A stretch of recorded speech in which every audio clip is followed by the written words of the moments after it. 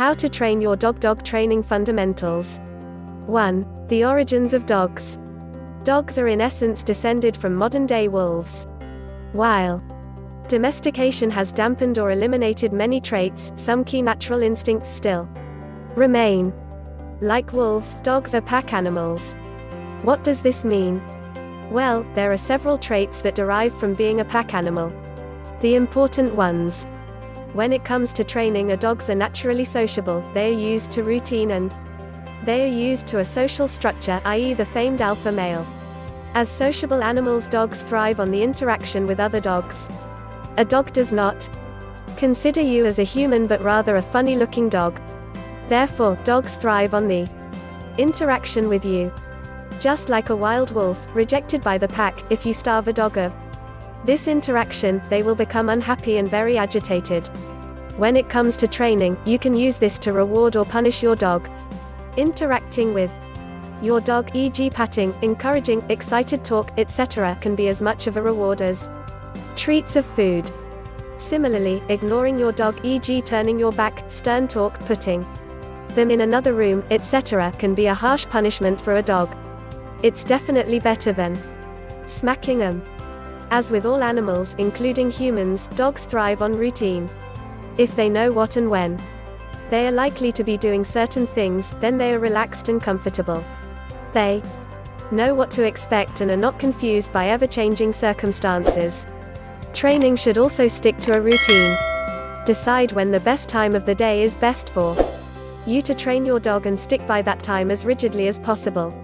Your dog will soon get into a routine of expecting to be trained at say 3 p.m. every day and will be prepared for when training time comes. If your dog is ready and expecting to be trained, then it goes without saying that they will actually train better. Within a pack there is always the alpha male. The dog that leads the pack protects the pack and ultimately ensures the pack is fed and survives. As mentioned, a dog sees you as a funny-looking dog and not a human.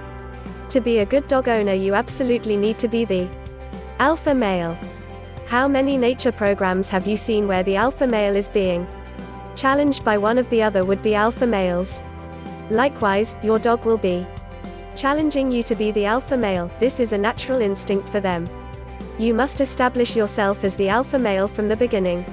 Providing food, interaction, punishing bad behavior, body and vocal language all go towards asserting yourself as the alpha male. If your dog does not consider you as the alpha male, then they will not listen or act on your training instructions. Learn the second part of Secret. Watch more videos. Click here in the description below. Thank you for watching.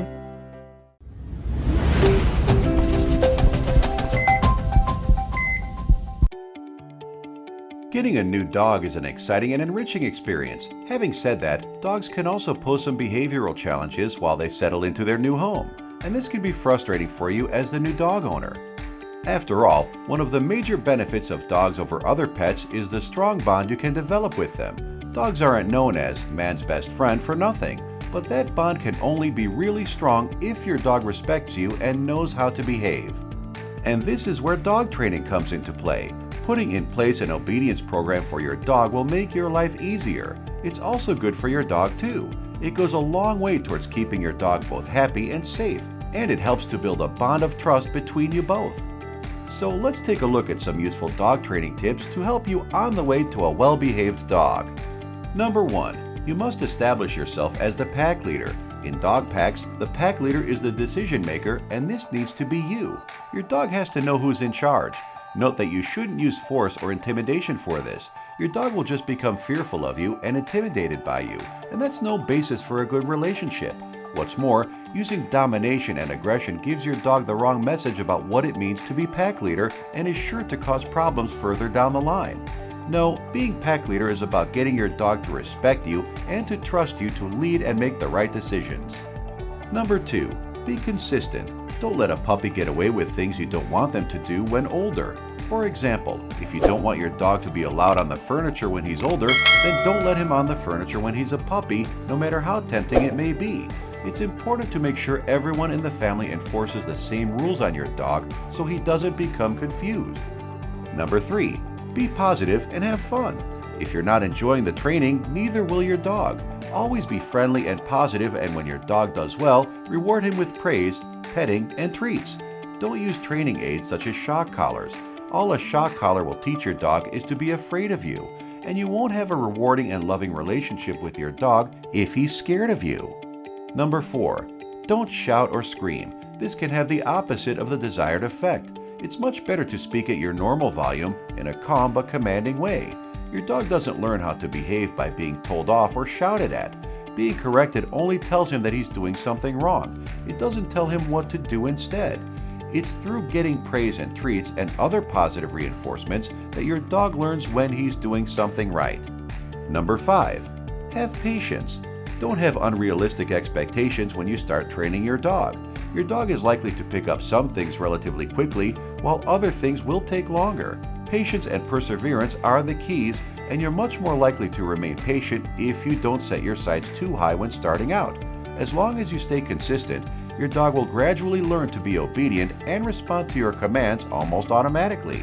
Until then, remain realistic and enjoy the process of training your dog. Your relationship with your dog can really grow and strengthen during the training process. Number 6. Use your voice properly. Your voice is maybe the most important dog obedience training tool you possess. This is only true if you use it properly, though.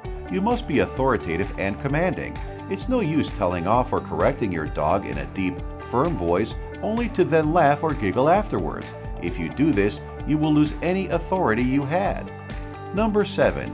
Keep training sessions short and don't train your dog when either of you are tired. You're likely to get frustrated, and so is your dog.